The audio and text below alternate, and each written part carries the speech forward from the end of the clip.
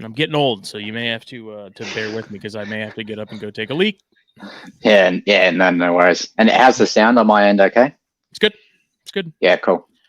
Dude, I was thinking about that earlier when I was driving around running some errands and stuff. I was like, how does it? I don't know how this stuff works as far as the technology of the satellites and stuff, but being able to talk to someone who's literally on the other side of the world in real time, Yeah, without any sort of like lag or delay, just blows my mind. it's pretty cool. It's wild, man, and I don't know how any of it works, but Yeah, it's just, you think about it, and I don't know. It's just the amount of distance that stuff has to go. I don't know. It's above my pay grade, but it doesn't matter. We're here. This is episode 26, if I recall, of the ChondroCast. It has been a long, long time. I was just telling Daniel here. I think it's been roughly 2 years since I did a ChondroCast episode. So let me see. I have my general updates and whatnot. On the Chondro front, really not a whole lot going on. I have some Beocs that have been locking up like crazy. The female is going into a shed cycle. I'm actually expecting her to shed probably tonight. Awesome. So hopefully that's a sign that we're going in the right direction. Beautiful. Male has been pretty disinterested, but he was sort of bugging her last night or this morning. So I don't know. I leave them together until I see signs of eggs, and I'll separate to feed most of the time and stuff too. But either way, this would be, if this goes, this would be the second Chondro clutch. Last one would be 2019, I think it was. Yeah. So, it's been a long time. So I guess in the span of the previous episode compared to now, I've kept chondros the entire time. I just haven't had any adult females that have been ready to go. I've had a bunch of smaller females that are, this year will be hitting the 5-year mark. So at the end of this year, we'll be getting into those and giving those a shot. Tried them last year, but the males were all about it, but the females just weren't receptive. Yeah. Taking it. Sometimes I find, those females just need the extra year, and all of a sudden, bang. So yeah, that'd be cool. Well, I came across this massive female Beoc locally. It's a guy I know. He had a small collection, and he ended up moving. So I managed to get this female Beoc, and she's 5 years old. Absolute monster of a Beoc. Awesome. Absolute beast. So I've had him in with her. It's the original male from that first clutch that I have. He's a Beoc. So hopefully, again, not gonna count my eggs before they're laid, but we're heading back into producing chondros again. So other than wicked. that,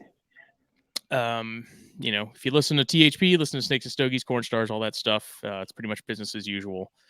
I've had a lot of people over the last 2 years ask me, when are you doing a ChondroCast episode? When's it coming back? And I've kind of gone back and forth. It's been one of those things where it's like, I want to do it. I've talked about it sort of on some of the other shows. Like, the issue is it kind of got to the point, before now, where it felt like it was very repetitive as far as the information and stuff like that. So yeah, I can understand that. I've had a lot of people message me and ask to make it happen again. So figured 2024, I'll try to work them in fairly regularly. I don't know how regular that's going to be. Just with sort of the other rotation of shows and stuff, mostly Corn Stars and THP, since Snakes and Stogies is going to be a Monday thing no matter what. Yeah. So for those wondering if it's going to be like back, that is kind of to be seen. I do want to put out some more episodes and stuff sort of moving forward as far as this goes.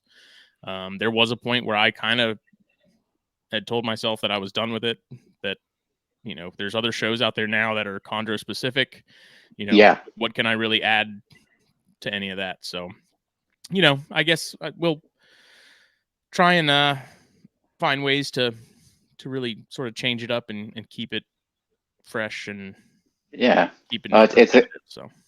It's a good podcast, man. Like, when I first got into green trees, I wasn't active on Facebook. I generally be looking through forums and YouTube videos.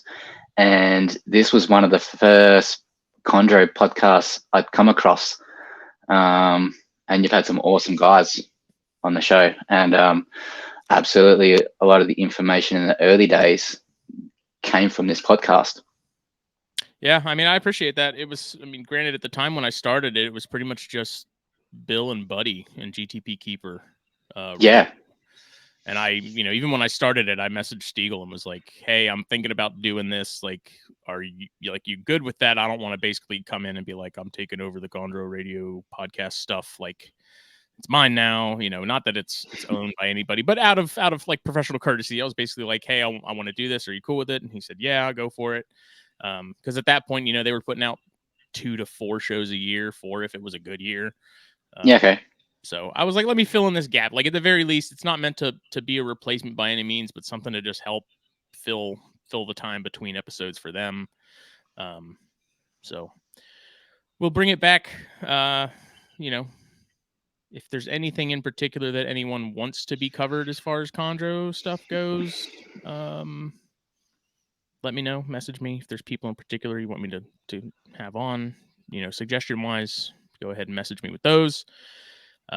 You know, the whole thing, the break too, has also kind of coincided with mostly sort of a shift in focus. You know, like I said, I've had the green trees the entire time. It's just basically been hanging out and growing them out and just waiting. So in the meantime, I've been filling my focus and time with corns and the other projects and stuff like that. So now that we're kind of getting back to being able to produce chondros and do that again, now I can, you know, sort of redirect back to the focus on those again. So yeah, it takes time. Growing them. It does. It feels like forever, but it also seems like it goes by really fast because I've got some those 2019 animals. It's like they're already going on 5 years old, and it's like, good Lord, you know, it goes by fast. It's like, I feel like yesterday they were little red worms, you know.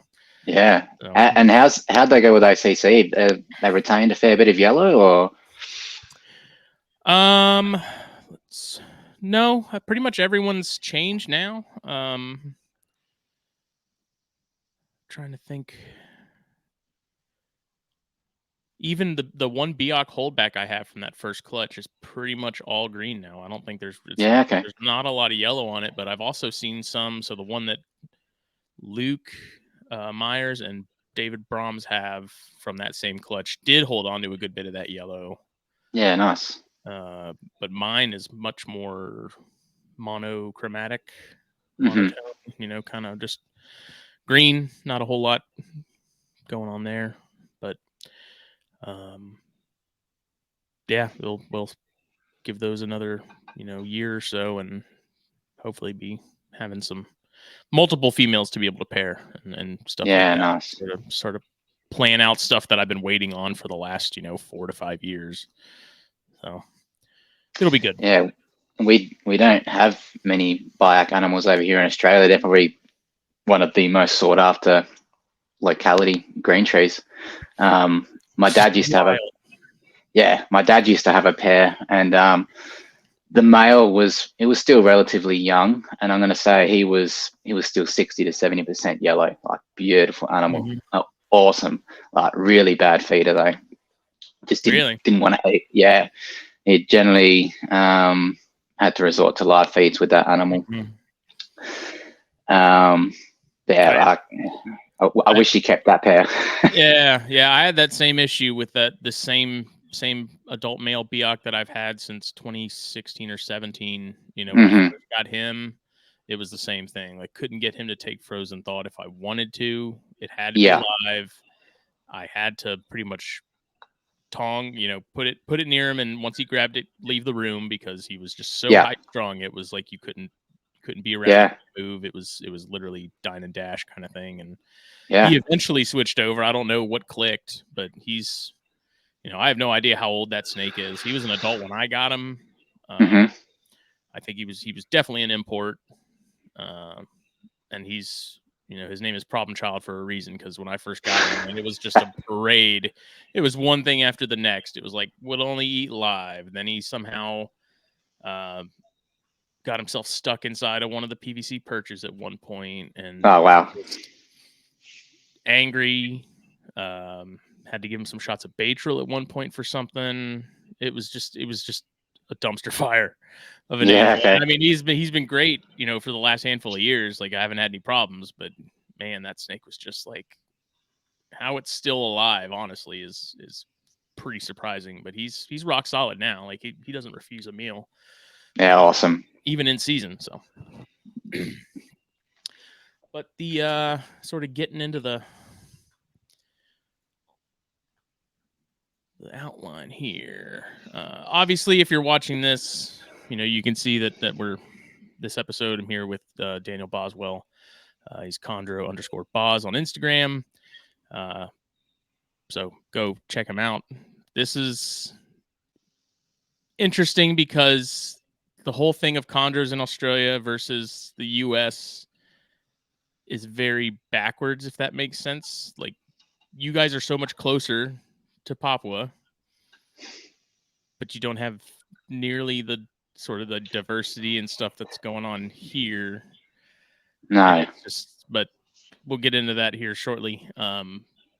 General introductions and stuff. Why chondros? What was the catalyst for getting into those? Yeah. Okay. Yeah. My name's Daniel Boswell. I have the page ChondroBos. I guess why green trees. I'd have to attribute where I am with reptiles is, from my dad, really. Like, always growing up, he always had reptiles, various python species, monitors, even some venomous at some stage. And the green trees just really stuck with me. They're just a beautiful animal, like just an animal that's green, Mm-hmm. And he had it would have been early-ish 2000s. I'm pretty bad with my years, but he acquired some young neonates from a breeder, Adrian Hemmons. And he met Adrian, and in the back of his car, he had these little Chinese containers, and he'd use these McDonald's straws with them. So yeah, Dad had a look through those, and he selected the ones he wanted, and he raised those up. And he hatched out a successful clutch of 100% hatch rate. Wow. And he kept those back till they were around a year old, and they're beautiful. It really stuck with me. And I guess I didn't start keeping reptiles till must have been around 2010. And my first snake was a Darwin carpet wild type from my local pet store. And to Weymouth pythons, blackheads, some albino Darwins, jungles. And at the time in Australia here, the morph side of things was really building. Like, everything was morphs, so it was all about the morphs. So, the wild types, they were generally a very cheap animal. And while getting into reptiles, like, I always aspired to breed, I always thought, I'm not sure if these are the right animals to breed, because probably be stuck with a lot of animals, and struggle to move them on. But while keeping I loved them. They were great animals to work with, and get into reptile keeping. But for me, it was always the green tree pythons is what I wanted to keep. Like, while having those animals, I'd always be watching videos on green trees, looking through the forums, etc. And they were always the animal. The dream was just to get one right. And it was around 2018 I acquired my first two green trees, both Australian locality animals. The male I acquired from Russell Grant. He probably breeds the best Australian green trees around, like, stunning. He manages to get the full stripe. I don't know how he does it. And the female I'd acquired from a keeper, Michael Cermak. He was the guy that liked to keep his animals outdoors. So they were the first two green trees I'd acquired. The female was around 14, 15 months. She was, I think, a 2017. And the male was around 2.5 years old. 2015 hatch. So they were really nice, robust animals to start with. Mm-hmm. And I'd kept those guys, they were successfully, and I was really happy with them, just really enjoying them. But yeah, I guess, what started all was from my dad, more or less. And what's your current collection? Like, where are you at as far as numbers of chondros? And are you still keeping stuff outside of chondros, or is it just green trees? So from 2018, I moved exclusively to green trees only. I moved everything on, and I essentially started building my collection from there. My collection at the moment sits around 33, 34 animals. 23 of those being adults and juvenile holdbacks from 22. And I currently have a clutch of 11 neos on top of that as well. Wow. Yeah, I've been very tempted at times to do that same thing of like get rid of everything except the green trees, but yeah, I think I'd within a solid 3 to 6 months, I think I'd other stuff would find its way back into the room. There's just too cool stuff to just have one thing. But I think now that things are going to shift back more towards chondros, I am planning to downsize on some of the corn snake projects and some of that other stuff to give more attention to that side of things. But is it, as far as your adults go, are they all like fully grown? Is it sort of a mix of the older stuff? The 13 adults, they're more or less in their prime now. They're 5, 6, 7 years old, all pretty well fully grown. So yeah, I'm sort of at the real exciting part of my keeping with them. I generally started out, most of my group I acquired as neonates, and I think that's a really good thing to do. Like if you're really wanting to get into green trees, is like acquiring them as neonates and growing those animals and really learning them as individuals. Really, there's only 1 or 2 like adult green trees that I brought in. Most of it's generally been neonates or young juveniles. Yeah, I think that's the way to go too. Especially with imports, in my experience, if you can get imports young, like as young as possible, you typically have, in terms of imports, you have less issues getting them established over time. It's just a matter of dealing with internal parasites and stuff. But adult green trees, which do get imported here a lot, it can be done. There's nothing wrong with it if you know what you're getting into, but they definitely seem to always have they never seem to like fully settle, if that makes sense. Like they're they're always going to have some sort of nervousness to them. Like they're just never going to like fully chill out, in my experience. I could be completely wrong. I'm sure there's plenty of people that have brought in stuff that were adults that ended up adapting fine, but I find that older animals technically just are always going to have some sort of spiciness to them. And then you get them real young and you raise them up, and they seem to sort of fit right in, no problem. But I think a lot of the guys out there that are successful with breeding them, they brought them in at a young age. Like, sure, some keepers can bring some adults and they might have some success, but generally, when you're bringing in an older animal, you probably don't see it that much. Yeah. And it's tough too, because if someone's getting into green trees and they're starting out with something small, young, it's kind of a slippery slope, because those are also, that's a size and age where it's easy for things to sort of go downhill and not be great. So I the whole import versus captive bred thing, I'm not going to tell people not to get imports, but I am going to tell people that the amount of money you're going to spend on that import, just in terms of getting it on the up and up, in in relation to the price of a captive bred animal, even if it doesn't even have to be anything crazy. Eric Chung has some real nice chondros for sale right now that are, I think, under $1,000. And that would be a great starter chondro. Like, that'd be a great animal to sort of jump in with. Because when you think, I mean, we get imported Beox a lot. Like, that's the most common locality brought in mass numbers. They're the cheapest.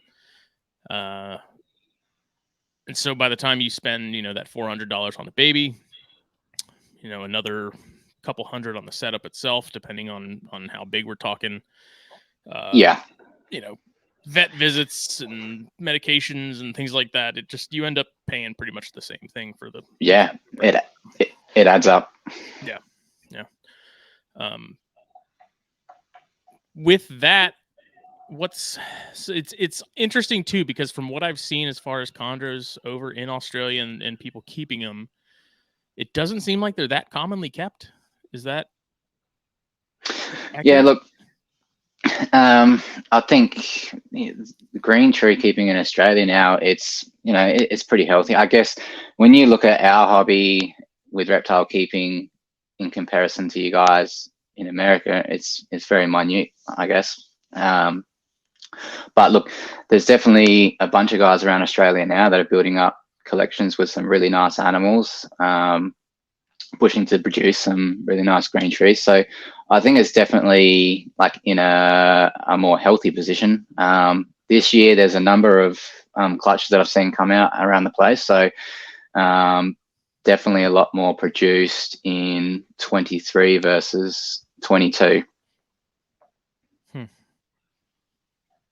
Yeah, it's just I don't know. It just never seemed like in comparison to carpets and Antaresia and a lot of that other, even the venomous stuff. It just seems like chondros have never been like a big focus for a lot of the hobby over there. And I mean, what do you think that is a result of? You think that's just babies? I think there's a lot of a lot of people are still scared to try keep them. Like you see a Facebook post and someone will be like, oh, I want to get a new species, and if someone recommends a green tree, they're like, no, don't do it, it'll just die on you. So I think there's still a lot of people that are scared to get into it, which is a shame, because if you get the right information and you set them up with the right parameters, they're pretty straightforward to keep. But yeah, also some you do see some newcomers come into it a lot with they get that probably the wrong information. You see them come out with the glass Exoterra. I just seen one 2 days ago. A lady had posted on one of the main Facebook pages. She's an Australian, and she's having troubles with it shedding, multiple sheds now, and it was just severely dehydrated. And sure enough, when she posted her setup, it was a glass tank, heat mat, and a 24/7 UVB globe in there as well, and 32 degrees, just far too hot. So there's a lot of that as well, and people have a bad experience, and then they decide, it's not for them. But I think it's definitely growing, man. With the green trees, like the carpets and the Antaresia right now in Australia is massive. With the guys pushing forward with those. But yeah, you're probably right. Like the green tree side is probably a lot smaller compared to other areas in reptile keeping, but I definitely feel like it's growing in the right direction. Yeah. I mean, there's even less people breeding them than I assume. It sounds like there's really only a handful of guys that are breeding them on a consistent basis over there. Yeah, you're probably right. Yeah, on a consistent yearly basis, definitely. Yeah. Because I've seen some of the prices. I think you and I have talked about it briefly, or maybe it was me and your dad, or it might have been Scott Eiper too. I don't remember, but I always assume, because you guys are you know, it's a native species, and you guys are that close to Papua and things like that, you know, price wise, they'd be relatively comparable to a lot of the carpets and things like that. But, you know, I think you may have even been you that I talking about the Kofi House stuff, Yeah. you know, and the price point of what's going on over there. And it's like, I was just surprised because I expected them to be cheaper, but just in relation to location. Mm-hmm. Yeah, it's you know, probably the easiest green trees to get your hands on would be the Australian green tree, of course. And you know, like they still hold a decent price point. I think like you know there's a lot of effort that goes into you know the actual breeding side of green trees can be pretty straightforward, right? But then it's almost like you go through these stages, yeah. Like you see that first lock and you're like, oh yeah, it's happening. I'm excited. And then you know you're next thinking, all right, okay, like now I need this female to progress follicles and go into that ovulation. You see that ovulation, you're like, yeah, awesome ovulation. I got eggs coming, and then you start stressing, all right, now I just want my female to lay problem free and like nice healthy eggs. And you get that, and you move on. All right, incubation. Now you start stressing about that. The incubation seems a lot seem to crash and go downhill for some people. And then the establishing side as well. Like you do put a lot of time into getting them established. Like for me, fortunately, mine haven't been too difficult. Particularly one of my first pairings, which is a pair that's produced by Simon Stone, which is my Ivy Snowflake Neos. I hatched those guys out. She laid 16 eggs, 15 hatched. And once that first neonate had shed, I thought, all right, let's see what I'm in for. And I thought, let's see what I'm in for here with this one. And so I thought out that first pink, and I was like, right, let's see how this goes. And like I offered it, and like within a couple of seconds, it struck, wrapped, and it just ate this damn pink. I couldn't believe it. I was like, no way. No. And you know, sure enough, like once that clutch had hatched out, I'm going to say 80% just ate right off the bat. And I had a few that would strike and eat, adult mice legs. And even with the Kofiaus, when they hatched, I hatched 5 Kofiaus in 22. And the first 2 had shed out, and no word of a lie, like I offered them their first meal, they struck it and ate it straight away. I was like, nah. And I'd been I'd been in touch with Chuck Vogel because you know he's very passionate about his Kofiaus, and I was like, hey, look, like you know, I'd let him know the stages I was at, like that I was pairing, and he was super stoked, and like I was like, oh look, Chuck, like I've just offered these first 2 Kofiaus and they've eaten straight off the bat. He's like, no way, that's just unheard of. But the other 3, they took almost a month to have their first sheds, all 3 of them. And I had a similar experience with that first clutch of mine. I had a couple that took an oddly long time to get that first shed out of the way. Yeah. And sure enough, those 3 didn't want anything to do with food at all. So they needed a little more work. But I've been pretty fortunate with establishing. It's been more enjoyable than not. Yeah, there is something about the challenge of them that is really sort of almost addicting. You know, yeah, it's the peaks and valleys thing with chondros in general. I think where it's like the highs are high, but the lows are low. It's like you can't have one without the other. But there's just something about it. You know, maybe it's it's kind of like the toxic relationship that we all had in high school, where it was like it was horrible, but it was exciting because it was toxic and horrible. Yeah. So it's like there's something about it where you're like, yeah, it sucks, but let's keep it going, Yeah. It's definitely something you can be proud of and look back and like when some of them are like, 4 or 5 grams, and it's like, dang, how I've got to get this thing to thrive. And then you look at it a year ahead, and it's thriving and looking amazing. Like, yeah, you definitely can be pretty proud of what you achieve there. Do you know, as far as the locales and stuff that from outside of Australia, outside of the Iron Range stuff, do you know how those sort of work their way into the collections that are there, and when that happened? Or have they It'd be pretty hard. much always been there? It'd be hard to know exactly when, but I'd imagine they've made their way in the same way a lot of our Australian stuff has made their way out into the world. So from my understanding, like there's a lot of things that came in, and pre-licensing over here, there was an amnesty, and if you declared what you had, it went on your permit, and that was it. And it just, yeah, these animals seem to have cemented their way into collections around Australia. But it's a shame. Like there's very little Biak animals and like things like that around anymore. There's 3 keepers that I know that have a pair. So hopeful that some more come from that. Because I really do. I love the locality side.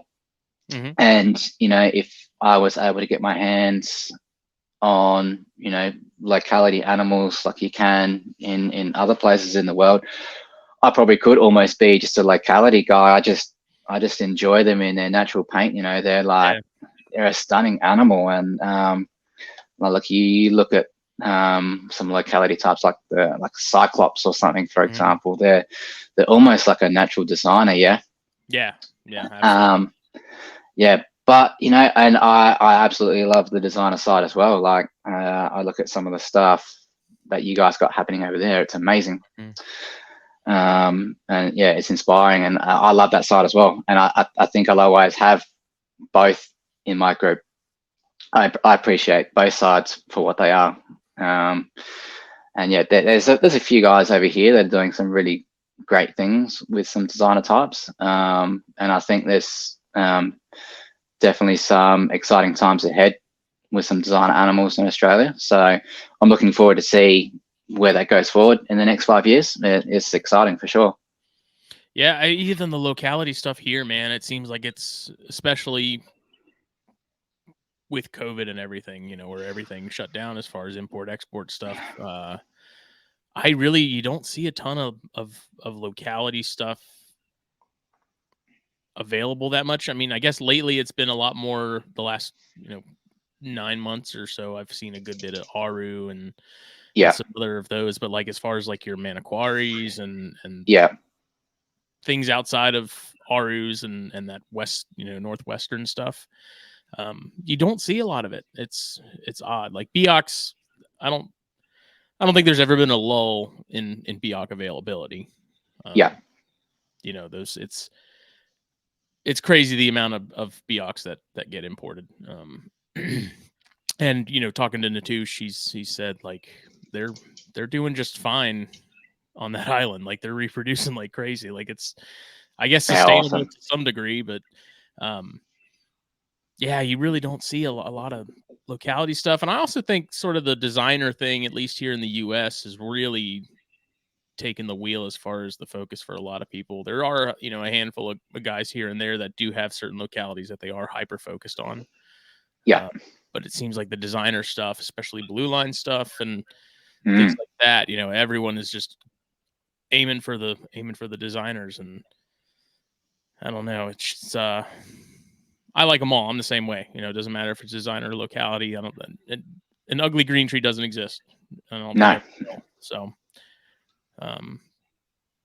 They're all nice, and I like to have a mix of both myself. I have some designer stuff, and then I have my Beox and some other sort of odds and ends. Designer not in the designer line sense, but in the, mix of localities aspect of it.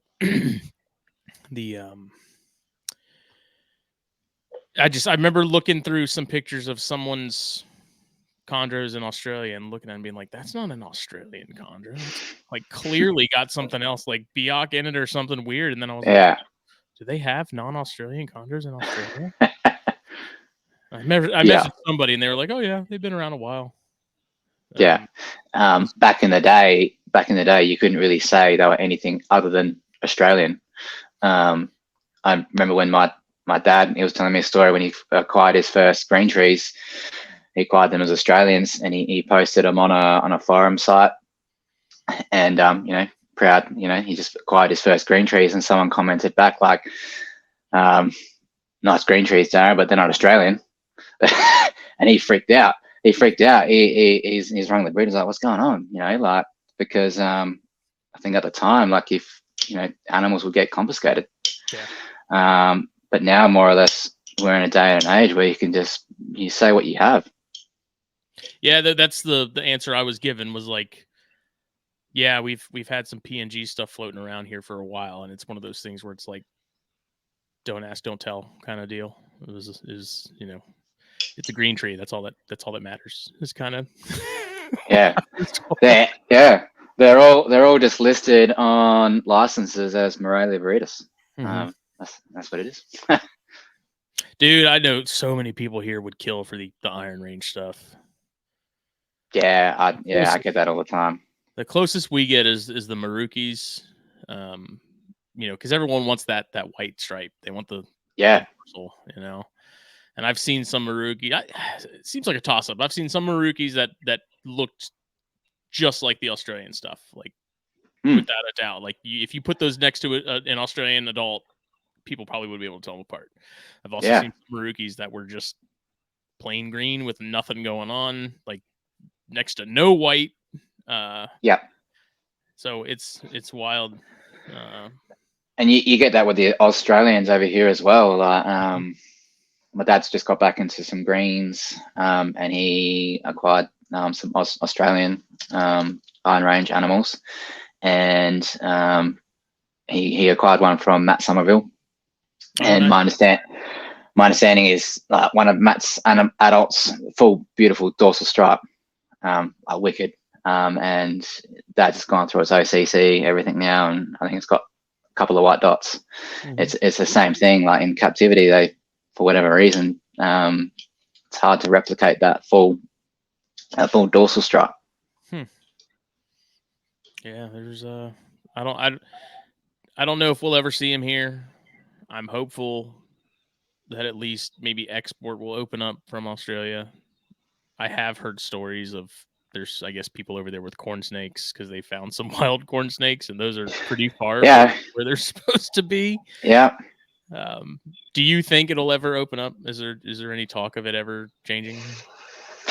I don't know. Like I haven't really looked into it too much, but my understanding is it's just so strict. But if the government was to allow it at some stage, they could probably make some money from it themselves. Done in the right way, it could be a good thing for both parties.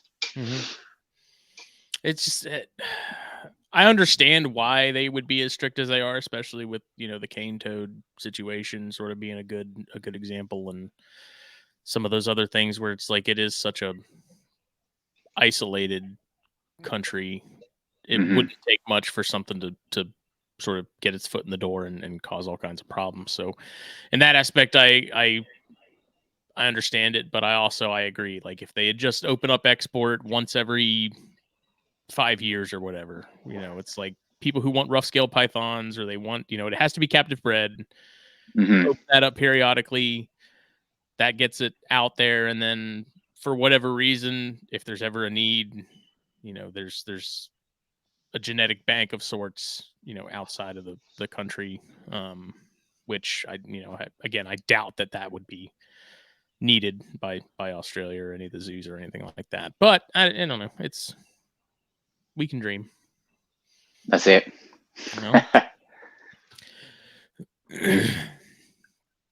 At what point did you get the Kofi owls in relation to everything else? Yeah, so 2018, I got those Aussie animals, and I kept them. They're going well for several months. And the Kofi owl. So I was having a barbecue at my brother's. Dad came up, and snake topic always comes up every time we get together. And we were talking about locality animals, and I said, oh, like if there was any locality green tree that I could get my hands on, it'd be Kofi owl. I'd seen pictures of them, and I was like, man, they're amazing, stunning. And he pulls his phone out. He's like, oh, there's a guy here like selling some right now. And I'm like, oh, you're having me on, mate. You're taking the piss. Yeah, you're taking the piss, because we just don't have those type of animals like around that of. And so I got in contact with this guy, and I was like, look, I'm super interested, super keen. So these animals, they were only 5 weeks old. They'd had 1 meal, and I did this completely wrong. I said, look, I'll buy them all. And I did. He sold them to me. The price reflected the fact that they weren't established, right? Like if he held on to these animals and established them, he could have asked for double. But he had a child on the way, needed some money. Yeah. But that's how that initially came up, right? So I'd only seen photos. I talked to him. I said, look, I haven't spent this sort of money on animals before. Like my preference would be to fly over, meet you, see the animals, exchange from there, right? So I flew to Sydney. I met the breeder. I could see the animals were all in there. I couldn't really see up close, but they were all in. It was they were packed in like an esky. They're all in there perched up. So I was like, beautiful. All right, we did the exchange. I lodged them in the freight. I flew back, and then waited for them to land into Adelaide, in South Australia. And then I took them home and I opened them up, and upon having a closer look at them, they were tiny. They were not even 10 grams. Wow. And they did look relatively dehydrated. It was probably a much warmer day than what I would have liked. I probably wouldn't do it on such a warm day again. But I also would not recommend buying a green tree that young of an age, not established, with 1 meal. So I set them up in their tubs. Beautiful though, like so vibrant. The dorsal patterns on a Kofi owl, like super sharp, crisp, like beautiful, like bright yellow eyes, and they got like a reddish brownish iris band that goes through. So I'd set them up in their individual tubs, and I let them be. And I woke up the next day, and 3 had prolapsed. Oh. And like they were proper big prolapse, and my heart sank. Like this the most money I spent on snakes, and 3 had prolapse, and I was like, I'd messaged the breeder, and like he was cool about it, and he's like, look, he said, if anything happens, if I repeat the pairing, I'll just replace them. I had someone locally to me that was pretty experienced. And look, I felt confident from keeping the first 2 Australians. I was like, oh, I can handle it. It'll be okay. And it did become a bit of a instant overwhelming experience that maybe I was getting in over my head.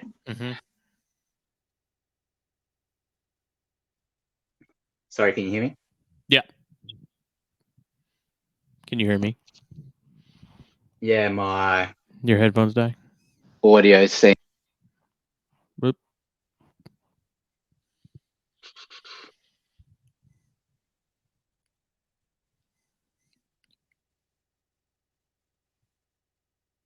Do you hear me okay?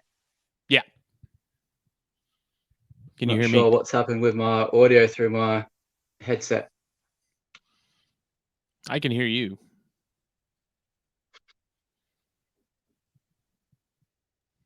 I can hear you. Yeah. I might just quickly leave and come back in. You're good now, I think. No, we're good. We're good. There we go.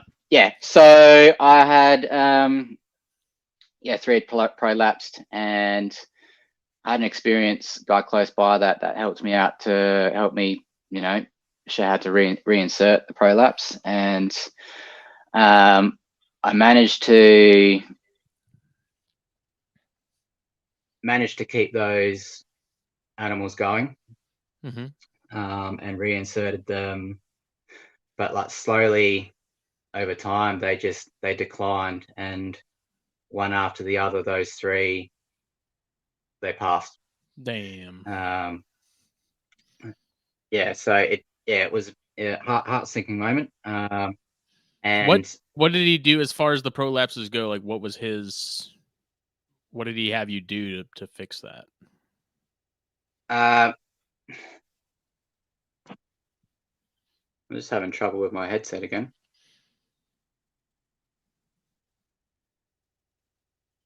Check.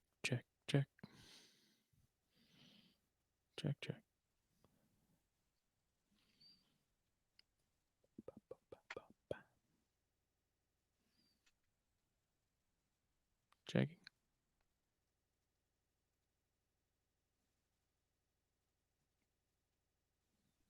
Sorry, can you hear me, mate? Yep. So I'm just going to leave and come back in. I just can't hear you through my headset. Okay.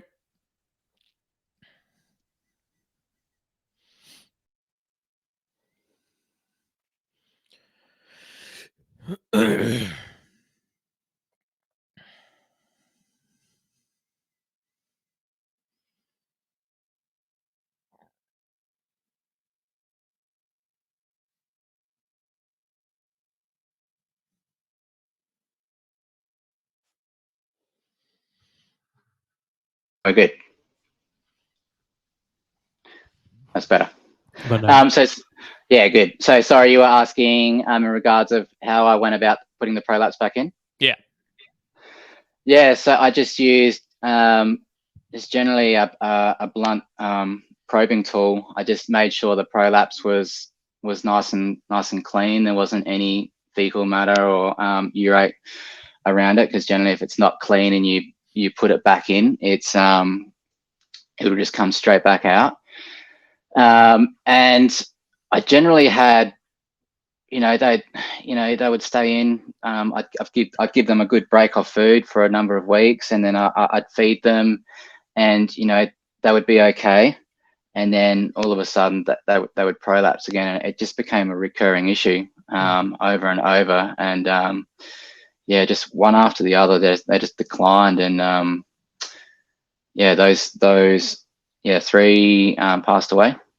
And then the 2 that I was left with, they'd never prolapsed, and they went on to establish, become really nice, healthy animals. And obviously, my dream buying those animals is I wanted, males and females. So, whilst it was amazing that I had 2 healthy animals, I was like, well, I could have 2 males, I could have 2 females. The intention was always to acquire those animals and enjoy raising them and to reproduce them. Unfortunately, I ended up with a male and female from it, and both good, strong, healthy animals, and managed to go on and reproduce, which for a while there was very touch and go whether that would even be a possibility. Yeah. I've only had to deal with prolapse once, thankfully. And I still have that animal, and that animal hasn't had an issue since. It was a one-time thing. Yeah. I guess, I got lucky, but I remember coming home because I just gotten off work or something, came home, checked on everybody, and saw it and was like, oh, shit. And like panic Yeah. set in. I was like, I've never dealt with this before. And I think I remember who I got in contact with. Might have been Harlan. But basically it was like, go get sugar, make a a paste or a really high concentrated sort of dilution of it. And I ended up holding that animal for like 45 minutes to an hour in that solution. Yeah. And watching it very slowly, over that span of time, like shrink up and eventually go back in. And then same thing. I just didn't feed that animal for a couple weeks. And made sure that it was staying hydrated and stuff. But yeah, I've seen some pictures of some of those bad ones, man. And it's like, how does an animal even come back from that? It's rough. But yeah, and I did do the sugar paste as well to try and get the swelling down. Mm-hmm. The only thing I would do differently next time is I didn't take the perches out. If it happened again with a young animal like that, I'd probably take the perch out and just have it on the paper towel bedding, so it's got no pressure or anything around that area. Yeah, but I mean, I was still in my infancy of keeping green trees, and it was I almost had the thought of like, wow, like, is this the right thing for me? But I stuck at it, and if you get into green trees pretty solid, like, you definitely experience some probably low times, but if you keep at it, like, it's definitely worthwhile to keep going. And there's definitely a lot of good times to come from it as well. Peaks and valleys, man. Yeah. With the Kofi owls, is that something you're planning on keeping, like, purely Kofi owl, or are you planning to sort of mix that into some other stuff? Like, I think for now, initially, like, primarily my focus is absolutely to keep them pure and to try just get some more numbers, I guess, and try and get some out there into some other Australian keepers' hands. Mm-hmm. So I think primarily is definitely to keep them pure, but down the track, I'd definitely like to perhaps pair one up with a nice red designer animal and see what can happen there. But definitely I think with the Kofi, given that there's not a huge amount anywhere really, and to be honest, there's not really a huge amount of people successfully breeding them as well. I think if you've got the opportunity with Kofias to make pure animals, that's absolutely probably should be the first goal, I would say. Yeah, even with the very small amount of people here that have them, I don't think I've ever seen anybody cross them into anything else. I think it's that same thing of like, there's so few, like, we can't worry about mixing them in other stuff right now. Like, let's at least get some decent numbers established, and then we'll cross that bridge. But I think Chuck is the only person I know of that has any sizable number of Kofi owls. Yeah, he does a really good job with them. Like, very, and produces some really beautiful Kofi owls. And what when I first got them, I was always trying to find like the different stages, right? Like, I'd always see photos of them as adults, but I could never find photos of neonates and the transition from the growing period from neonate to the adult. And on Chuck's Facebook page, what he's done really well is he's documented fresh clutch and all the stages growing through to the adult, so you could you can really see their change and how they look. And I love looking back over his photos. He does a great job with them. Were yours like the yellow? Are they like highish yellow? Because I've heard, the canary ones exist, but I've also heard that some have gone all yellow like that, but then over time they go back to green. Like, even older animals. Yeah. So my adult male, he started to change around 18 months, and it's a pretty slow OCC as well. Like, it's like half a green scale. And I remember when I saw the first half green scale, and I circled it and sent a photo to the breeder. I'm like, mate, there's a green scale. What's going on? But I think if you ever sell Kofi owls, you can never guarantee that they're going to stay yellow, because more or less when they get to like 4 or 5 years old, they do tend to change. And he went to like a green wash, and you can still see almost the yellow trying to pierce through underneath. It's different. It's odd. Yeah, and with the female, she was close to 4 years, pure yellow, and then I moved her into an adult cage, and then, like, sure enough, like it I don't know if it's just a coincidence, but it just seemed to trigger a change. A few green scales, slight green wash, and then when she went on to reproduce, it almost triggered it further on there to go like a full green wash on her as well. And so far with the holdback 5 that I have, one's actually changed like significantly. It's got like a green wash with blue going down, running down. One, it's got like a slight greenish haze to it, and the dorsal is looking starting to look really nice and blue, and 3 are still nice pure yellow. Awesome. Let's get into sort of keeping and that kind of stuff. What are your preferred setups and dimensions as far as adult? Well, let's go from neonate up to adult. What's your sort of system looking like? So pretty much from neonate through to the age of 2, I like to keep them in a nice, simple tub setup. My neonates, they're kept in a tub that's around 7 liters. So it's a relatively small tub, and it's just basic paper towel bedding, a good sized water bowl, and the perches I use is just like rolls of like a plastic garden trellis that plants can grow up. So I just trim it up to size to fit the tub, and it's nice and thin. So that's the way I'd keep my neonates, and it's just in a rack with some heat cord going under the back third of the tub, and I keep their hotspot around 29.5 degrees to 30 degrees. So it's probably around, I think it's around 84. 85, similar, give or take. Yeah, it's very similar to the temps that you guys are running.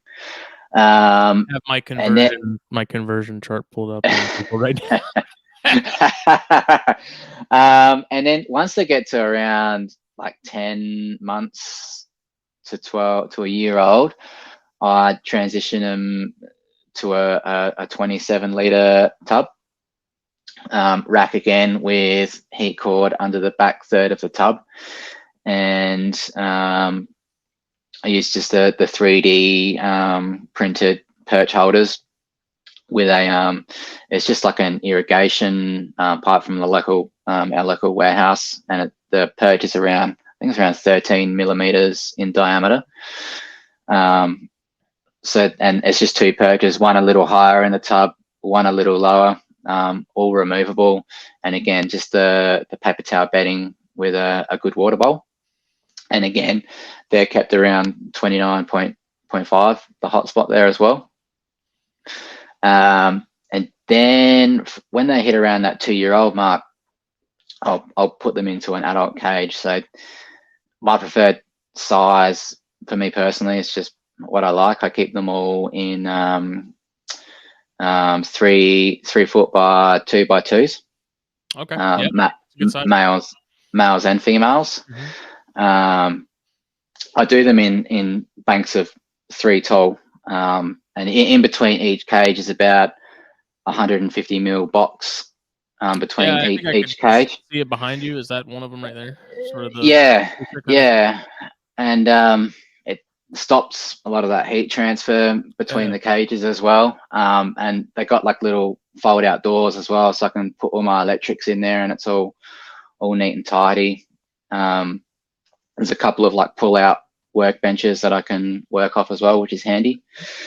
But in terms of in the cages, it's a pretty simple setup, more or less sort of what you guys are doing really. Like, so I've got the 2 removable perches, and I generally get them from David Brahms, the Reptile perch. They're yeah, just a nice. Yeah, I need to get some of those because I still haven't gotten any, and I love the look of them. I need to Yeah, get some. yeah, that's a nice natural look and easy to clean. And again, with his 3D perch holders as well, so they're all removable. I used a 70-watt heat panel in each one. We can't get heat panels in Australia, so I import them from Germany, and I just change it over to an Australian plug. And I use microclimate Evo Light thermostats for those guys. And again, I run those adult cages around 29.5 on the hot side, and the cool side is probably around 27 to 27.5 degrees. Good size water bowl.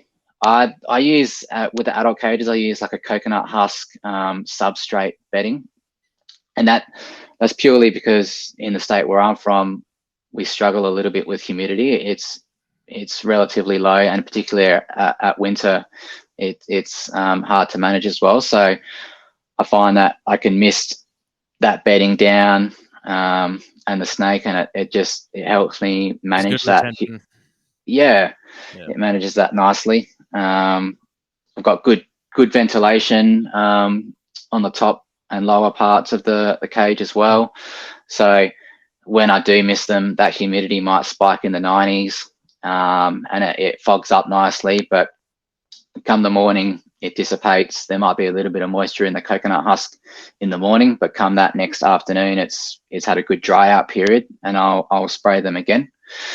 Yeah, the only real difference is I've just put the universal rock backgrounds just purely for me visually. I just like the look of having them in there. The design of them I got from a friend of mine, Andrew Owen from Supreme Green Tree Pythons. Check him out. Anyone who wishes to have a look, like, he's got some beautiful animals, but he has the same exact setup, and he had these 150 mil boxes in between his cages. I just like the idea of it. Yeah. And I've sort of just really replicated that. And that's that I like to keep it relatively simple, easy to clean. It's functional for the animals. They've got they got a good heat gradient. The cages, they are melamine, so they're not PVC. There is a lot of guys now in Australia making PVC cages, but there's no one really working with it in Australia. But the guy who does make all my caging, he uses a really good quality melamine. He double edges everything. He silicon seals all the joints for me, so I have no issues with the cages getting damaged at all. I'm not just crazy heavy. Yeah, they are. They are, but they retain heat so well, and the humidity is easy to maintain. And I'm not making the environment overly wet. Like it's just spraying enough to lift that humidity up, and they're like brand new. Like I'm happy to use them, and I'll continue to using those as well. But obviously, PVC would be preferred. They obviously last much longer. But I haven't had any problems with mine, and they're like brand new. I think you can't have a sopping wet environment, and you don't want that anyway. Yeah. How often are you missing yours? The adults, I'll miss them once every afternoon, but I might give them a night or two off the week without any misting. With my neonates, I will miss them morning and night. I give them a little more. And generally once they move into the 27-liter tubs, I'll just generally miss them like once in the afternoon. So it's just generally the neonates to a year. I'll miss them more than the others, and then I'll back up to once a day. And when they get to the adult stage, I'll happily give them a day or two without misting. And then, are you doing a night drop, and are you using UV? I do a night drop, so each night it goes down to 26 degrees, so it's a 3.5 degree temp drop. and like in terms of that number, it's just a number I chose. So it's that it comes down. They get a cooler period overnight. UV. My first initial cages that I built. My first 2 Australians went into. They were actually 4 feet by 2 by 2, and I did put in 2 foot Arcadia T5s in there, the shade dweller UVB tubes. Yep. And I did have leaves and things over the branches, so if the snake wanted to escape it, they could. But I moved away from it altogether because those UV fittings, they actually put out a fair bit of heat. Yeah. As well. So it's almost to the point of having a heat source on top of another heat source, and the temperature gradient wasn't great in those cages. Yep. Yeah, and that first Aussie female, she ended up getting severely backed up. She had issues with bowel movements, and she became like really dehydrated.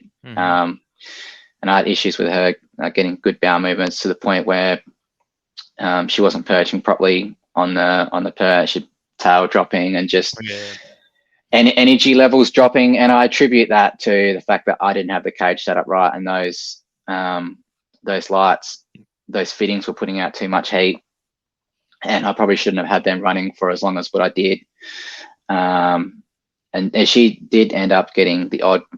She had couple of bad kinks, and I took her to a vet, and again, this is in my early days, and the vet I went to did x-ray and stuff, and you could clearly see that she was heavily backed up.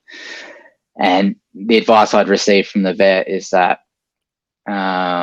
she's so badly kinked that the vet was telling me that she was so bad that she's probably not getting the signals to have a bowel movement, and strongly recommended me to euthanize that animal, that it was just going nowhere. And so I took that vet's advice on, the other professional, and I decided to do that. And a good friend I put a post up, and a friend of mine looked at it, and he's like, man, I've had females produce with worse kinks than that, and I think if you managed to flush her out, get her really hydrated, you could have turned her around. And I've felt kind of bad about doing that, but again, that was the vet's advice. You can only go off the information that you have at the time, you know? Because we don't really have too many professional reptile vets here in Australia. And again, I was in my early stages of keeping, so I don't go to that vet anymore.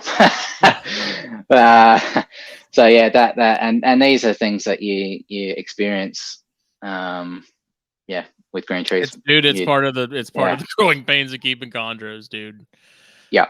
Like I tell people all the time, like the amount of chondros that I have had roll on me, either due to something I could or could not control, is sizable. And so I'll be the first to admit it, man. Like when people come to me with issues as far as chondros they have, and be like, this happened to me, this is what the end result was. Like, here's what I would do if I could go back in time and do it all over again. Yeah. Like, learn from me. And that's the good things, right? There's so much good information out there, like especially with podcasts these days. You can hear everyone's stories of where they went wrong and tag it all on and be like, okay, I'm gonna not do that. Do you do any rain chamber stuff for anything like that? I don't have too many issues with my greens having good bowel movements. There is like the odd female or two that will tend to hold it. Yeah. I tend to not have luck with, sticking them in a range. Like, generally what I'll do is I'll put the perch under the shower and I'll make them move up and down the perch. Like heavy activity with the shower running. I generally don't have success with getting them to go like that, or taking them out on your back lawn and they just go. But what I find that works for me, like not too far. So when the lights are about to go out at nighttime, I'll hold that perch underneath the shower, make them work up and down it, get some heavy activity with that water running over them, and then I'll put them back in their cage. And sure enough, when that light goes out, they'll just go to the toilet. They'll just go, and that's just generally what has worked for me. I find that if I just change the paper towel or the puppy pad, that like clockwork, like every time, and like I just get them clean. Yeah. I'm like, oh, okay, it's time. Yeah.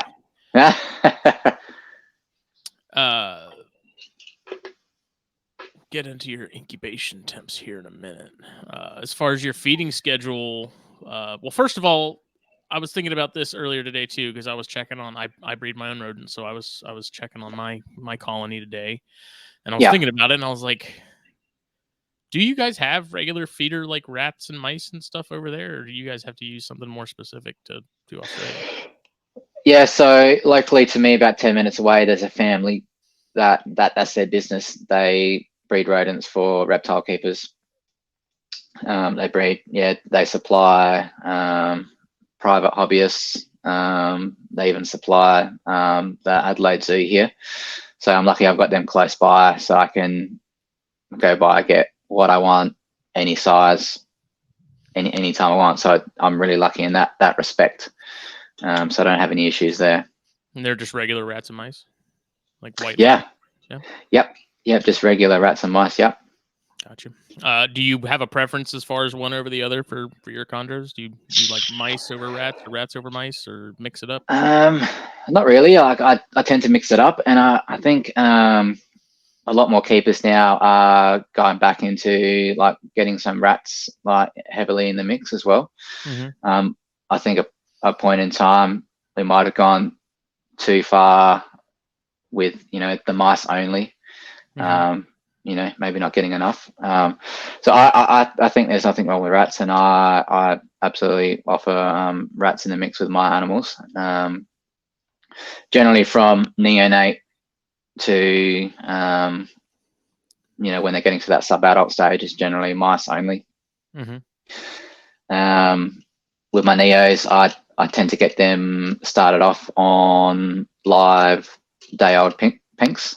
I find that they're pretty receptive to that, and generally, if I need to, a little bit of chick down, sends it on those, gets them fired up pretty quickly. If I have any issues with them not taking those down, then I'll use the adult mice legs. I'll chop those off, make little drumsticks. Mm-hmm. Yeah. So initially with my adult Kofi owls, I was assist feeding them with pink mice heads, and then a friend of mine put me onto the mice legs, and it's just I just feel like it's so much easier. Like with the pink heads, you feel like you're just like smushing them. yeah, it's messy. Yeah, and if you can get a neonate chondro to strike a good strike on a mouse leg, they ain't spitting that out. That's going to have to be swallowed. And I had one neo this year that like it would bite, strike, wrap, and it would instantly let go. Mm-hmm. And then I watched Greg Maxwell. He had a trick where he'd do a cardboard box, and he'd put the perch across the cardboard box, and the neo would strike, wrap, and it wouldn't touch the ground at all. And just that not touching the bottom of the tub, mm-hmm. or the side of the tub or whatever, like it wouldn't spit it out. And sure enough, I took the tub out and I put the perch on the narrower way, and mm-hmm. offered the neo, struck it, wrapped it, didn't hit or touch anything, and it ate straight away. Yeah, I've found that to be the case with some of the ones that I've had to assist feed. It's like if I have them, if I'm holding them and I have them dangling with a head or a tail or something in them, they don't seem to realize that they could just spit it out if they wanted to, and instead they just kind of hold on to it and end up just taking it. So there's like if they don't have the leverage or something to help dislodge it, like then they just I guess kind of give up and eat it anyways. Yeah. And I'll generally feed weekly from neos through to around the 2-year age. Like I kind of like to see a good, like generally that hatch to 2 years is where you get that like solid growth, right? So you want to make sure they get that. And I see some out there that are a little scared of feeding too big, or the frequency between feeds is too long because they get like really worried that there might be prolapse and things. And I see it quite a bit where sometimes keepers stunt their growth almost in that period of time. I think you want to see a nice healthy bulge in them. And obviously you want to make sure you got regular bowel movements and activity between, but it's definitely, I think, an important time. And that growth is really important. From 2 years onwards, the males I'll generally back off to, every 3 weeks. And females I'll generally keep fortnightly feeds with them. Got you. Going into sort of cycling and prep with your females, are you then ramping up feeding as you're getting into the season? Is this time of year y'all season for preparing stuff? What's the... So generally June, July, August is where you get most of the action, like that real cool period. The winter over here. The first year I didn't do any ramping up of feeding. I maintained the females' condition. Like I just fed them as per normal. I think that's really important. Your female's condition is looking really good. Age is important as well, but I think, mate, like you just want to be looking at the condition and health of the animal. So the first year I didn't do any ramping up. I just maintained my weekly feeding schedules. And when I start introducing preparing, I pretty well stop feeding. The males are going off feed naturally anyway. And I stop feeding the females as well. So I generally start pairing from June, and I'll just keep pairing through June, July, August. And during August, early August, I may offer a meal to the females. But generally by then, if that female is going to go, they start to go off feed. So that first year in 22, I had 4 females ovulate. And in 23, I did go the route of increasing meal frequencies leading up to June. And then again, I stopped feeding. And I had two females ovulate in 23. And my Aussie female, I thought I saw an ovulation event, but she must have reabsorbed in the end, and that didn't happen there. But I think for me personally, moving forward, I'll take the route of just maintaining good female body condition. And I listened to John Irby. I'm pretty sure that was his view. Marshall Mendez as well. And yeah, for me, I think that's the route I'll take, is just maintaining those females' condition, and steering clear of busting out the increased frequencies. But again, I guess like everything's slightly different for everyone. You got to kind of fine tune. You got to fine tune what works for you, don't you? Well, even the individual animal, because I mean, I have this, this Biot pair that I have together. Like that female is, in my opinion, pretty overweight. The guy that had her before me, he was pumping her with rats on the regular, and it shows. So sort of going into pairing them, I really haven't fed her much. I think she's only had 2 meals or so since, and it's like I don't think it's going to help her anymore pumping more food into her. And if anything, I'm hoping this clutch sort of helps her cut back some weight, so that when she does lay, if she lays, the bounce back to that, she's going to be eating, smaller meals, like, adult mice. Like an adult mouse for her would be a relatively small meal. Like she's absolute beast. So, I don't want to ramp her up when she's already huge, weight wise. So I'm hoping that if she lays, that'll kind of be a good reset for me to be able to kind of maintain and keep her a little on the leaner side than what she's at now. Yeah. But then I have others, other smaller females that I would prefer they had a little more beef to them before I did anything. So, it also depends on the animal itself. Yeah, definitely. But when are you cutting them off food, and when are you bringing them back on? So probably throughout the month of May, the males are starting to go off food naturally. It's starting to really cool down going into the winter. So pretty well from June, I'll stop pairing. So I'll during May, mid-May will probably be those females' last meal, and then going into pairing, they've digested that meal and had a bowel movement, they're cleaned out. Generally, from June I cut it out altogether, and they've got a good 6 to 8 weeks of just the breeding with no food. Yeah. And are you doing any temperature drop in that time period before all that? Are you cycling temperature wise? Yeah. So probably April, I'll start to slowly taper off the nights very slowly.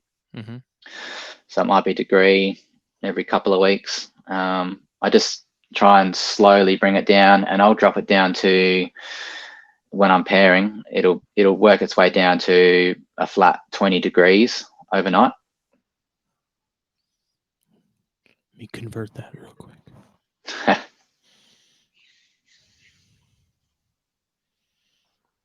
Oh, wow. That's 68 Fahrenheit. Yeah. Yeah. That'll get them going. And then have you done maternal incubation at all yet, or do you plan to? I think I'm too scared to do that. I'm too scared. And when you see a female after they've laid, you're like, it takes a fair bit out of them. It does. Been pretty fortunate. My females generally bounce back pretty quickly. But yeah, it would be a cool experience, and seeing the photos of the female laying on the eggs with the little heads poking through the coils, it's pretty cool, and I imagine that would be an amazing experience. I just don't know if I could bring myself to do it. I want to. I've thought about it with this female. If she goes the distance, like, again, she's above average in terms of weight and stuff like that. So maybe she might be the one to try it with. But yeah, I also said that the first round, and as soon as I saw those eggs, I was like, no, those are coming out. I'm not. You're not keeping those. Yeah. Because my other main concern is mostly that she'll, for whatever reason, she'll bail on them. Yeah. That's like, I won't be home. Yeah. Granted, I'm sure they'd be fine if they went a couple hours or however long before I got them moved over. But yeah, man, it's stressful, and I want to do it. I really do want to try it, but just the timing has to be right. Yeah. What is your incubation temperatures and egg boxes looking like? So in terms of my egg box, I use it's a plastic container. It's like a 2-tier, like cupcake type plastic tub, right? Where you can cupcake on the bottom, top. Right. It's basically like a grate, right? I mean, it's probably around 10 liters, and it's long. It's a longer versus a square type box. And so I use those, and I've got 3 holes either side of the tub, and I'll tape those up initially, fully sealed, and I incubate over water. So I'll have just some clean spring water in there. And in terms of temps I use is 31 degrees from start to finish. Okay. From start to finish. And So I'll have those holes sealed up, and pretty much I'll get those eggs on the grate over water. The holes are sealed up and get them straight in the incubator, 31 degrees. And every day from them going in there, I'll take them out, wipe the lid, little bit of air exchange straight away. It keeps the condensation, if I leave it in there fully sealed, the condensation will build up. But I like the idea of just giving a bit of air exchange each day. And generally from day 37 to day 40, where condensation is starting to really build in those tubs, the late incubation period where those eggs are at, I'll take the tape off those holes to get a bit more airflow going through, and I'll do air exchange morning and night in that very late part of the incubation. And generally the first year those two clutches hatched both on day 50, and then this year it was day 51 I believe. I had one of my Kofi hours pip on day 49, and I was like, oh, that's early. And I got straight onto the phone to my dad, and I was like, oh, one of these. I was excited as hell for starters. I was like, I was ahead. And I rang Dad. I was like, it's day 49 and one's already popped out. And I was on the phone to him for about 10, 15 minutes. And then in that time, I went back. It had left the egg, and its head was submerged head was submerged in the water dead. And I was just completely sank. I was like, no. So I started freaking out. So something obviously wasn't right with that snake for it to come out early and to leave that egg so quickly. But sure enough, day 50, the next one popped its head out, and it was more traditional, sat with its head out for a long period of time, soaking up that yolk and whatnot. And are you separating clutches? Like, are you setting the eggs up individually in that tub, or are you keeping them clumped? I like to keep them clumped. Yeah, it's just something. When my dad's incubated, like, he's always had them clumped. So, the only time I'll separate the clump a little bit is if the clump sits too high and it's going to hit the lid. So I might take 1 or 2 eggs off and sit those down. But generally, if I can just leave those eggs clumped in there, that's what I'll do. And once I see the first couple of heads pipped, that's when I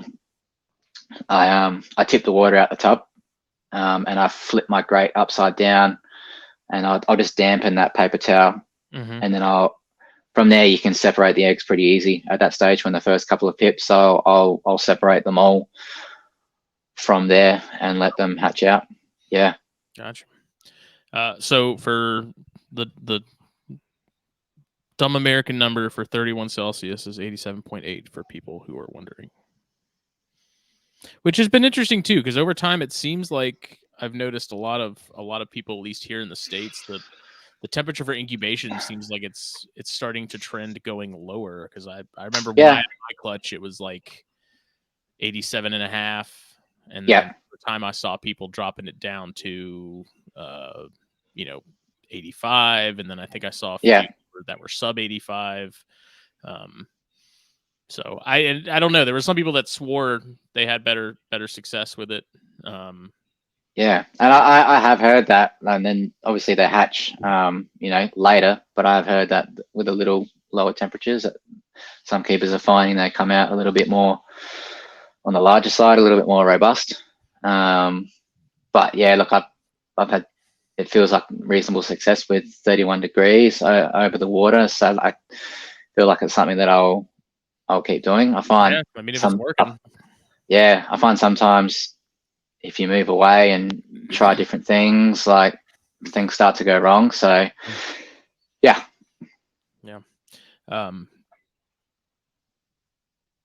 87. I mean, even for like compared to colubered eggs, which I usually do, like warmest they'll get is like 82. Yeah. Okay. So, like going from having that chondro clutch that I did, and then getting back into colubers and breeding those, it was like you realize just how warm you're cooking like python eggs and stuff in comparison. Yeah. It's weird. And so then you start hearing like temperatures above 85 and you're like, good God, that's hot. Like that's warm for eggs. It's wild. Yeah. And like my incubator it's super stable, so it might fluctuate 0.01 up or down. Like I think it's important to have like your incubator super stable. But the key is your eggs got to be. I think first key is getting good, solid, healthy eggs. That's the first thing you want. And then having your incubator, nice and stable, set up right. Those eggs will generally hatch. Are you breeding females year after year? Are you are you doing them like every other year and alternating? Yeah, so the 2 females that produced for me in 23, they did go back to back. And I did pair my other 2 females as well, but they didn't move forward with breeding this year, and maybe that just comes down to that they weren't right for it. I don't know, but I think as long as the condition is there, I think that they can absolutely go back to back. I think I saw Ian from S&J. I forget how many years in a row one of his females bred, but it was like I was stunned. Like it was, I forget the number, but it's up there, and they can do it. It's just a matter of them bouncing back and the condition being good. But I don't have an issue with back to back. And roughly how, like weight wise, what are your females around? Weighing my animals isn't something I generally do. It's just I just go visually by the way they look. But I think my largest female would be pushing around 1 kilo. Okay. I think that'd be my biggest female. They're not overly massive beasts. Around that 800 to a kilo mark is where my females range. Okay. Yeah, man, it's just like that was sort of the issue I had with breeding the Beox was, they're so abnormally large compared to so many of the other localities and stuff. That's what I hear. When I had these other females that are way smaller but the same age, I was like, how am I even supposed to be able to? I don't have any context for what non-Beox stuff, size wise at that age, like, is that safe? Like, can I pull that off? And I asked around, and most people are like, if the age is right, I wouldn't worry about it too much. But it's just like seeing these Beox that are the same age, 5 years old, but easily over 1,000 grams. And then seeing the same 5-year-old animal that's half that. It's just it's bizarre, and it was really hard to again like figure out like they're 4 and 5 years old, but it's like they're also still really small. Like what's the it's just hard to tell. I think it's definitely like it depends on the animals. There definitely are some naturally very big females out there, and I personally and the Beox, they're generally known to be quite a large animal. I think it's you generally want to see it can be a big female, but you generally, I guess, you want to see some like nice muscle tone to it, not like obese, flabby looking type of thing. You know what I mean? It's tough, man, because opposite ends of the spectrum, size wise.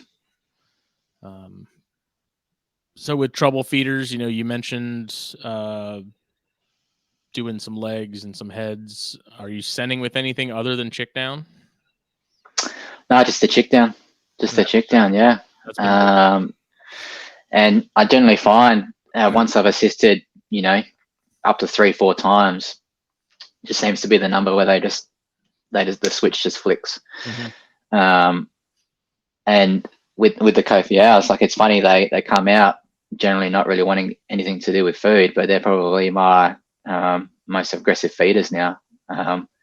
I open that glass to the female, and I've got to have my head back. I got to have my head like the tail is like instantly like whipping around, and she's straight out, and like if you're not careful, she'll get you. Yeah, it cracks, dude. I'll feed mine, and they'll go right back to perching, and they'll start luring again. I'm like, are you kidding me? Like those things would eat until they had food coming out of their mouth. Yeah, but for the most part, they're all like every animal is like it's pretty chill. You can take them out on the perch, and they're generally really good. Like obviously, when it gets into the evening and your lights are about to go out, and they get in an ambush position, like you can read that body language quite clearly that like you don't really want to be putting your hand in there. But like for the most part, they're not aggressive, bitey animals. Yeah, I found mine are the same. I mean, like it's that same thing. Like I'll open up I have a big Cambro rack with the the clear hard tubs, and I'll pull those out, and I almost always have a mouth coming at me. But it's just like that typical sort of Morelia like initial food response thing, because I had plenty of carpets, and even the Brettles, like Brettles do the same thing. But as soon as they're out and you have them, they're like, oh, okay, I'm not getting fed. They're fine. But for whatever reason, like with even the chillest green trees that I have, it's the same thing. It's like you open that tub and they're like, oh, food, and then once they figure out what's going on, then they're completely handleable, and I don't have any problems. But,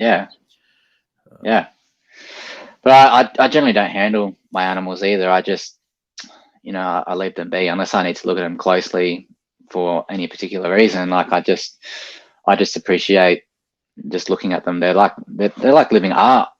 Like when you come in and you're looking at a full bank, and they're just their traditional perching pose. It's just it's stunning. I got to take mine out every now and then, especially if we have a nice sort of warmer day. I'll take them out and get some good outdoor pictures of them, because that's the best lighting I found.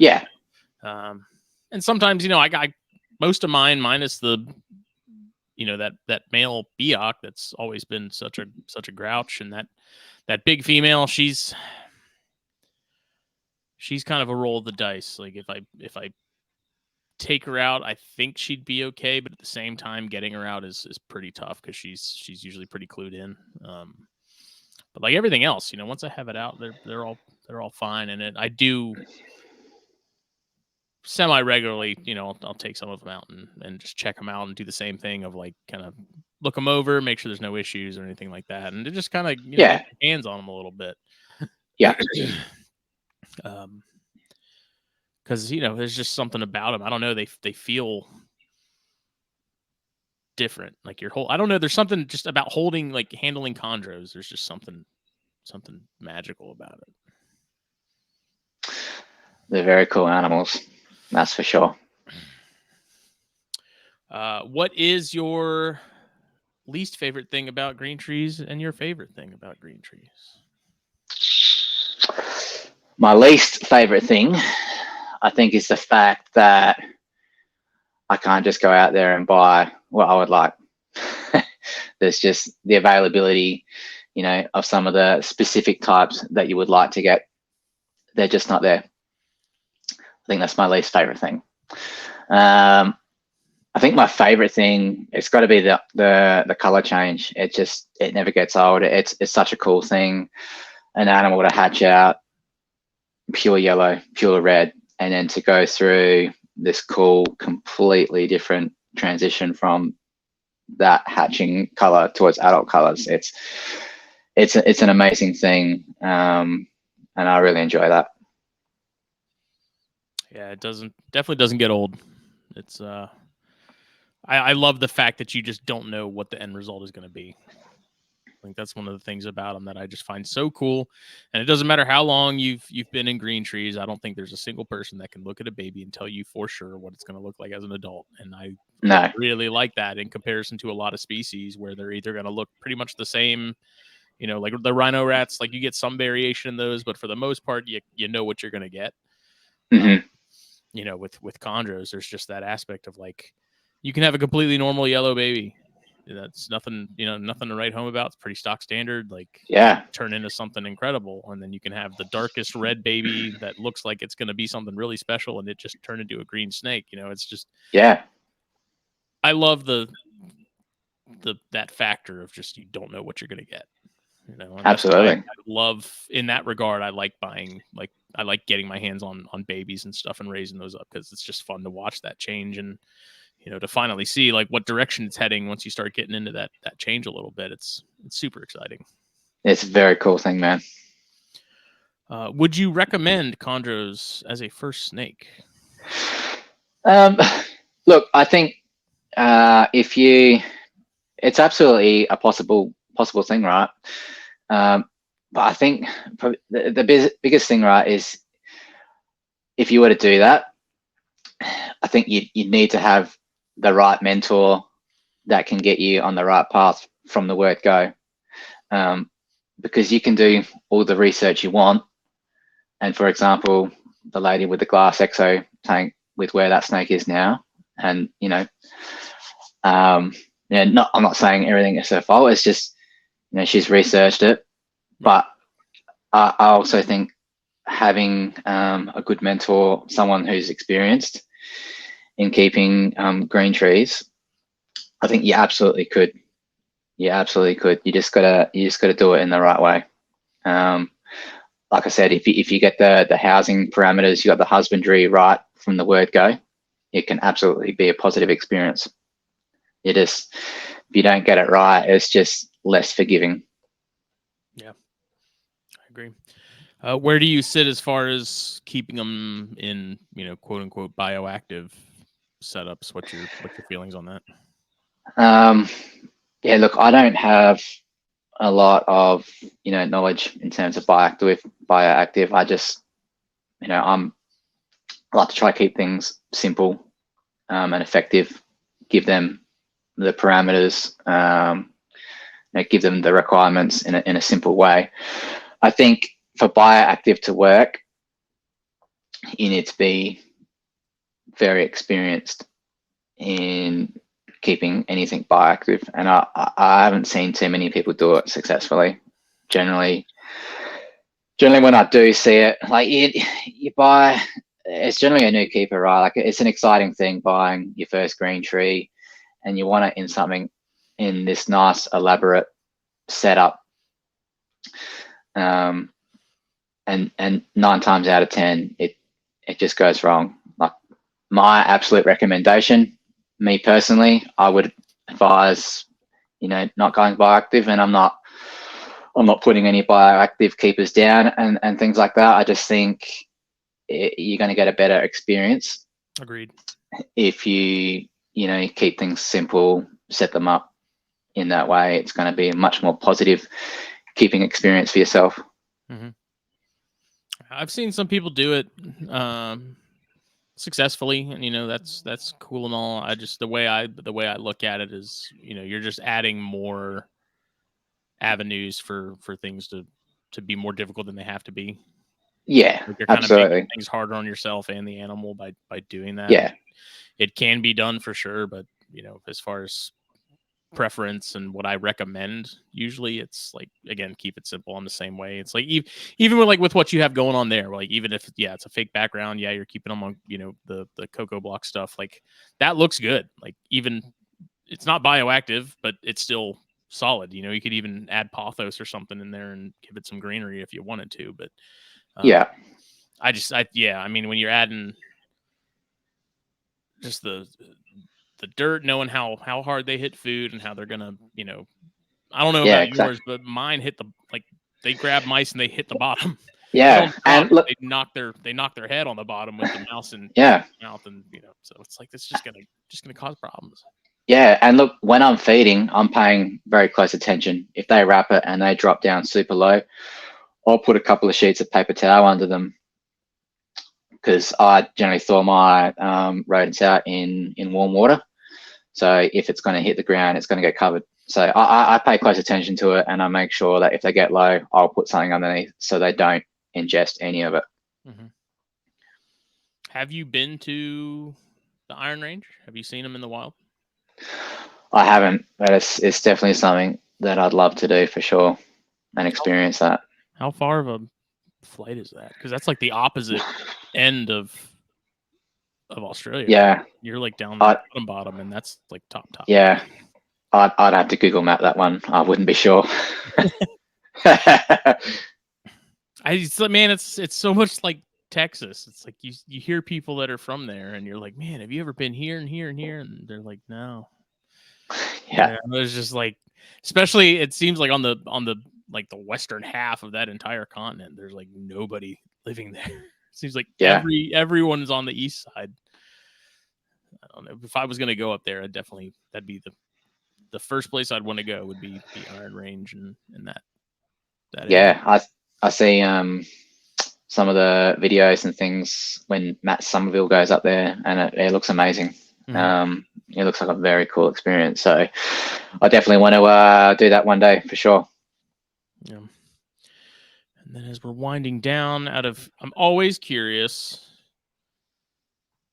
what species would you keep of anything, herp-wise, if Australia was to open tomorrow? What would be the first thing you'd have on that bucket list? Doesn't matter if it's venomous, non-venomous, anything. I think I would go out of my way to try to be the first person with some basins. Yeah, they look amazing. And especially like with what Ed Marino's doing with them, they look phenomenal. So I think for myself, I think I'm an arboreal guy, so naturally I think that would be my choice. Mm-hmm. I held one for the first time a couple weeks ago. My buddy Justin Olson, he lived down here in my area up until recently, and he has 2 of them. And I was checking them out, and he's like, "You want to hold it?" And I was like, "Hell yeah, I do!" And it was, I've literally never had my hands on an emerald of any kind, be it a northern or a basin. And it was cool. It was also so bizarre because they're so mellow.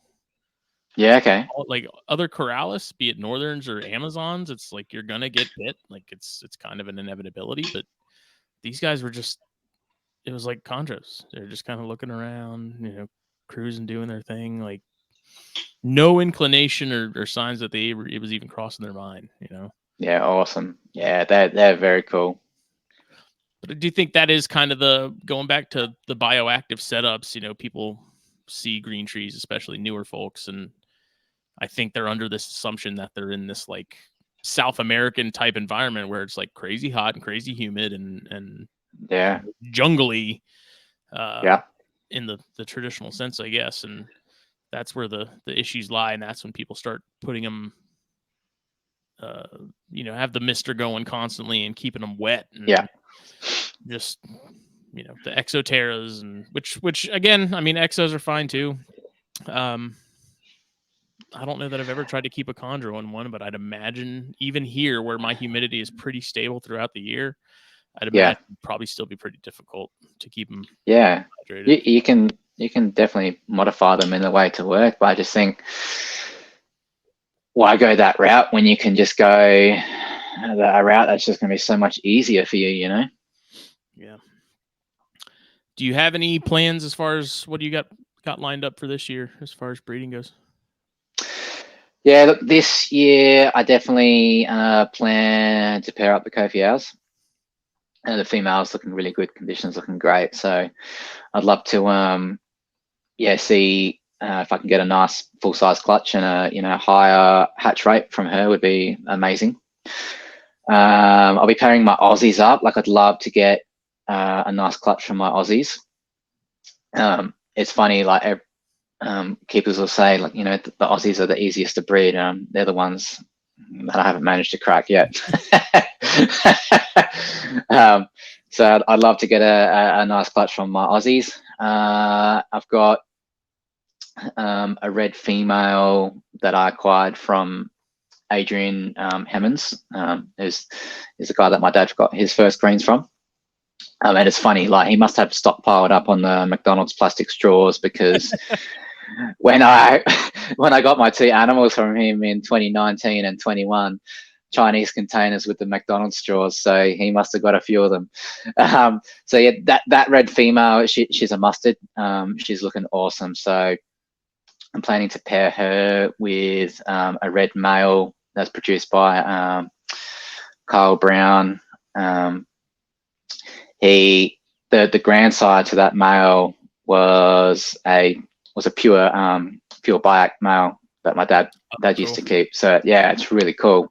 So it's got some of that blood in there. So I'm really excited to see what happens there. That female, she comes from 2 red parents that have produced only red clutches. So my understanding is there's maybe potential for her to be a red dominant animal.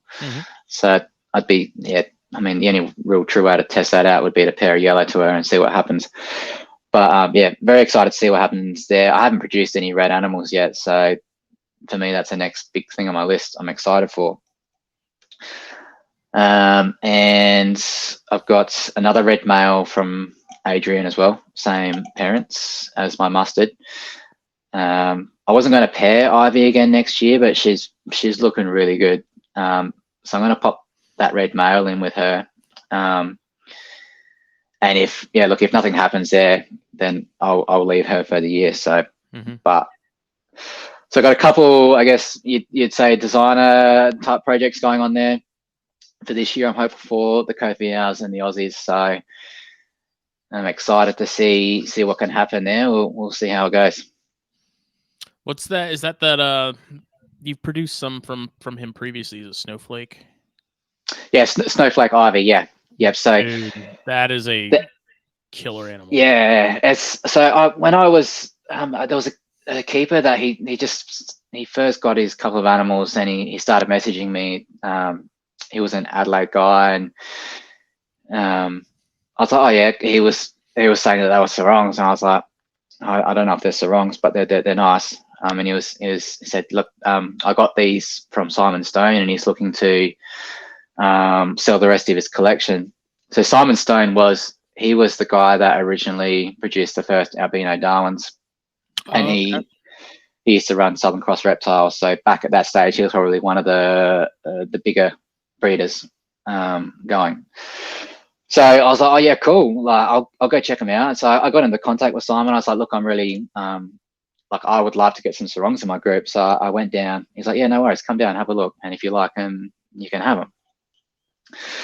So I went there, met him for the first time, and he took me through, and I could tell straight away they definitely weren't sarong animals, but nonetheless they were stunning. And one of them was Snowflake, and just heavily with the white speckled all over it. And I was like, yeah, I'm definitely going to take this home. So yeah, Snowflake and Ivy, this is the second clutch. The clutch now is the second clutch. So it's a repeat pairing from those two. But yeah, he's a very, very cool animal. I don't have any background on their heritage, but very visual traits of like an Aru type. Yeah, that's what I was thinking when I saw him too. Yeah, but nonetheless, whatever. Like, yeah, he's an unreal animal, and Ivy's nice as well. Yeah. It's kind of I don't know. I enjoy sort of the undocumented stuff too. You know, like there's something about that, and not really knowing. And we were talking about it on THP a couple nights ago. You know, it's funny how carpet crosses over here. I don't know about over there, but they get called mutts. But yeah, okay, we're crossing chondros like crazy, and everyone's like, "Oh, it's designer!" All of a sudden, it's pretty much the same thing. And it's I think the difference is like you can cross chondros all day long, and you're still going to get pretty snakes. But there are some carpets you start mixing the things together there, and it just doesn't look nearly as good as. It's not an improvement, yeah, you know. Yeah, but they're all awesome. Definitely, they're all great. Where can people get a hold of you if they have questions or want to see the stuff we're talking about? Yeah, look, you can catch me on my Instagram page, Chondro_Bos, and also have a Facebook page, Chondro_Bos as well. So yeah, if you want to reach out, feel free to shoot through a DM or give a follow. Always appreciated. Yeah. Well, this was episode 26. Hopefully more coming down the pipeline here soon. completely forgot to mention, the show is brought to you by BlackBoxCages.com. I was so itching to get into it, I completely forgot to mention them at the beginning. You need a rack, you need a cage, head on over to BlackBoxCages.com, check them out. Even if you're just shopping around trying to see what your options are, check it out. And then if you end up buying anything, use the code THN at checkout and get 10% off your order. 2-week lead time. It's pretty hard to beat. And then FullViewsApparel.com. Check that out. Also use the code THN at checkout. Get 15% off your order. That is just for THN listeners and viewers like you. We will be back for Snakes and Stogies tomorrow night, 9 p.m. EST. And then we have Corn Stars happening on Thursday. So it'll be a good week. Daniel, I appreciate it, man. I really enjoyed it. Yeah, look, thanks for having me on, man. Like I said, I've always been a big fan of your podcast and listened to the episodes multiple times. So yeah, thanks for having me on. Absolutely. Thank you. We'll make it happen again. Yeah, sounds good. Do it. Goodbye, everybody. Thank you.